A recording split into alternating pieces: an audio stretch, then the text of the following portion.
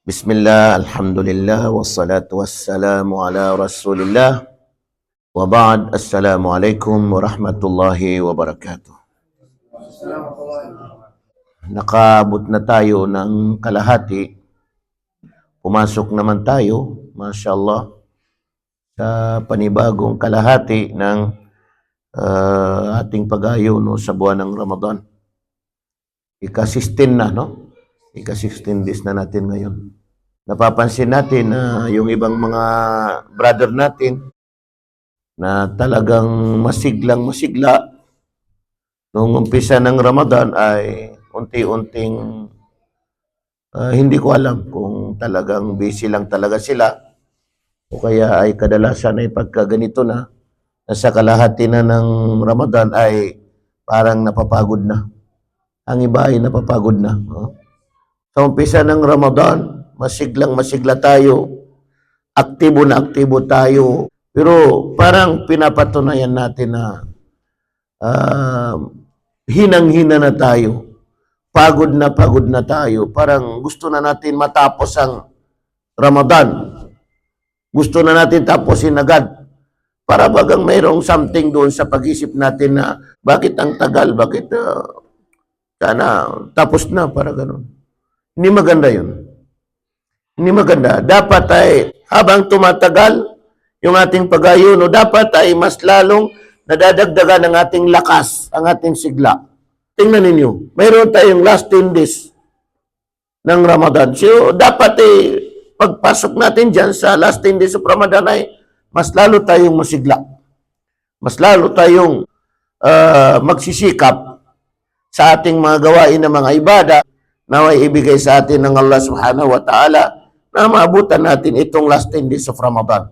Huwag tayong magpakita ng kahinaan. Huwag tayong magparamdam ng kahinaan. Kung masigla tayo noong umpisa ng Ramadan, ay ipakita natin na hanggang ngayon ay mas lalo pa tayong masigla, mas lalo pa tayong malakas. Sa ating kapatiran sa pananampalataya,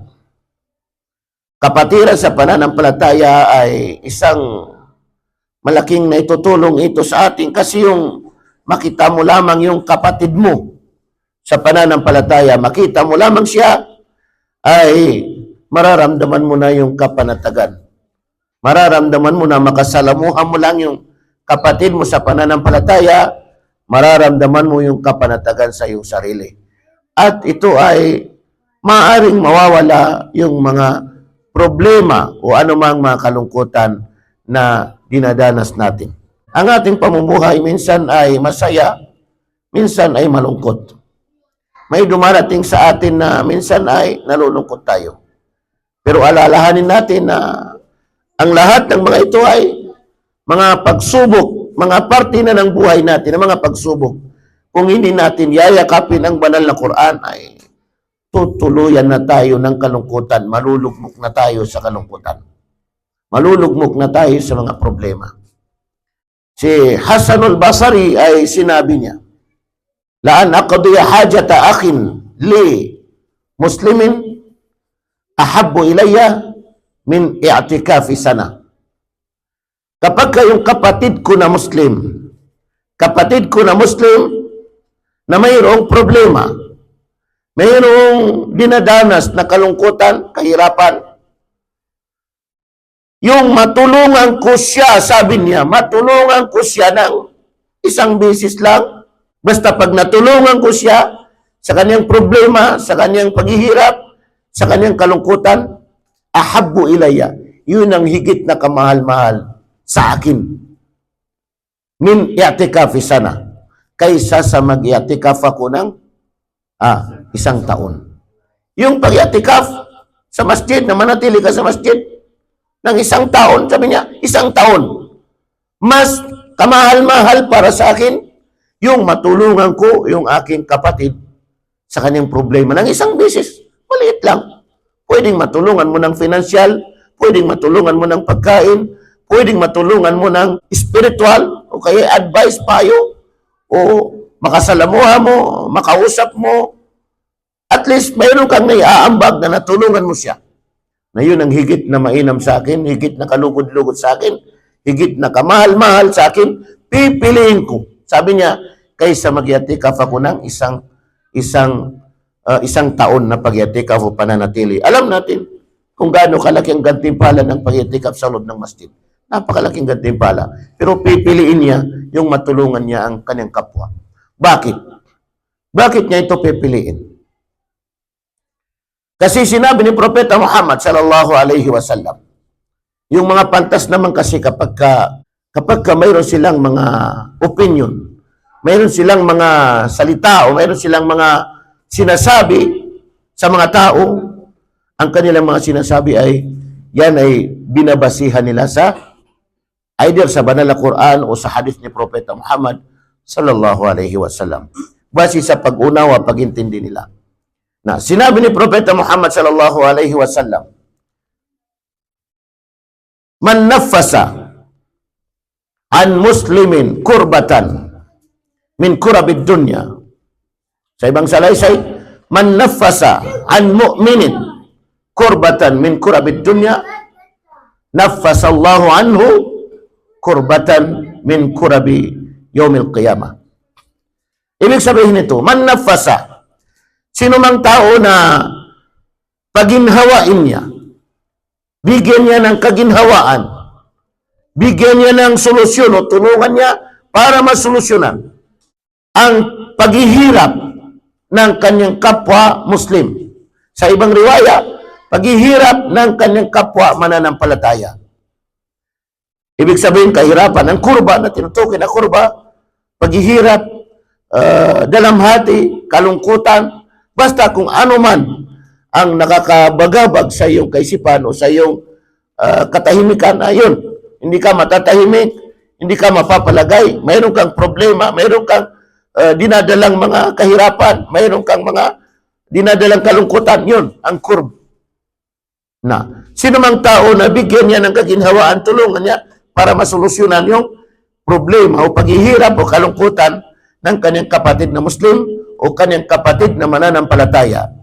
Min kurabid dunya, sa anumang problema o paghihirap o kalungkutan dito sa mundo, naffasallahu anhu, ay pagiginhawain ng Allah sa kanya, susolusyonan ng Allah ang kanyang paghihirap, ang kanyang kalungkutan, kurbatan min kurabi yaumil qiyamah, doon sa araw ng muling pagkabuhay, sa araw ng paghuhukom.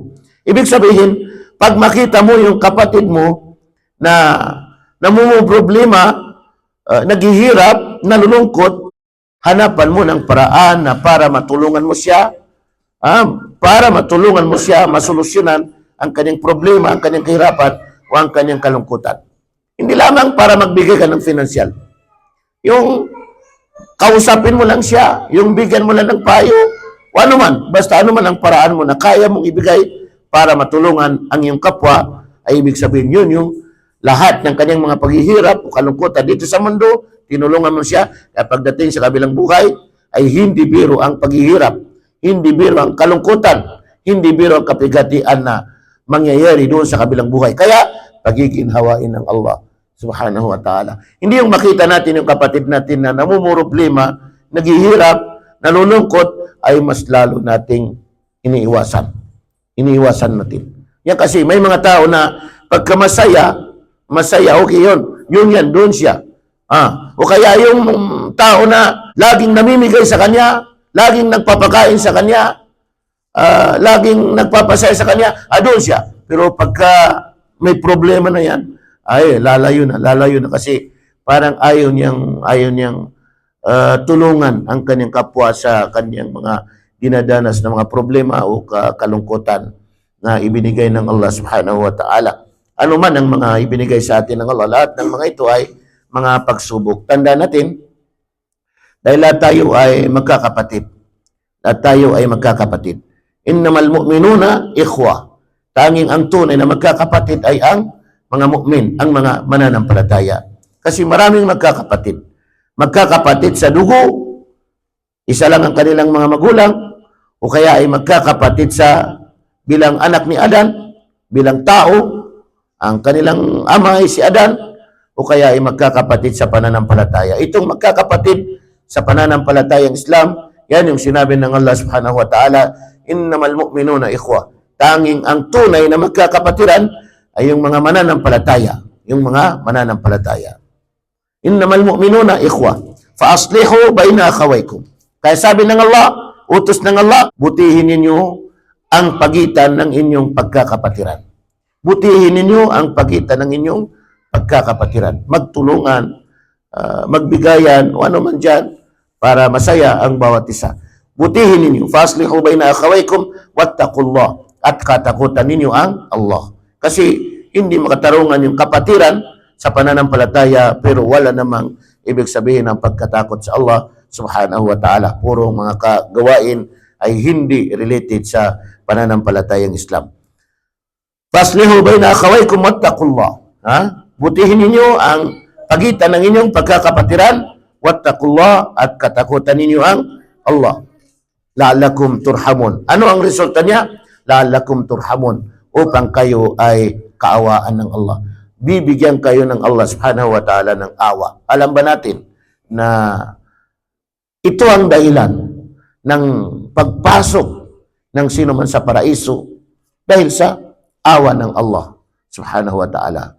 Makakapasok ang mga tao sa paraiso dahil sa awa ng Allah subhanahu wa ta'ala. So hanggang dito na lamang. Assalamualaikum warahmatullahi wabarakatuh.